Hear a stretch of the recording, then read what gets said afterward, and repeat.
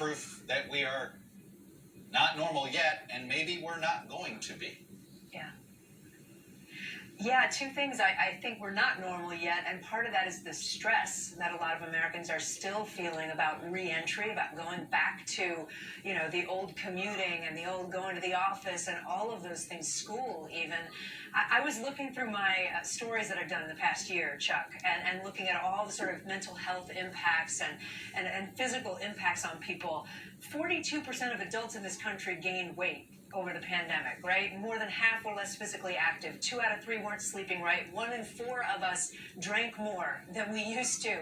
So I think right now we're in the summer of reset, right? We're in a period where we need to get back our health, our mental health, our well-being, and really reset before I think fall in a lot of parts of the country will be a real challenge because people will be expected to go back to their employment.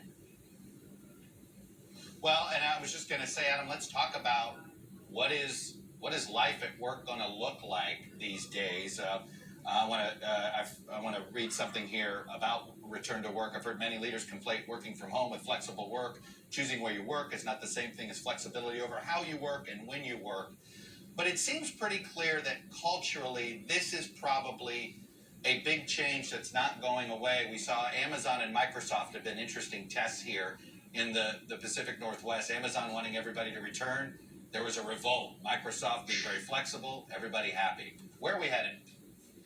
Well, Chuck, I hope that flexibility is the future. We had data pre-pandemic that as long as people were in the office half the week together, that they could work from anywhere the other half. They were more productive, more satisfied, and more likely to stay, and there wasn't an observable cost to relationships or collaboration.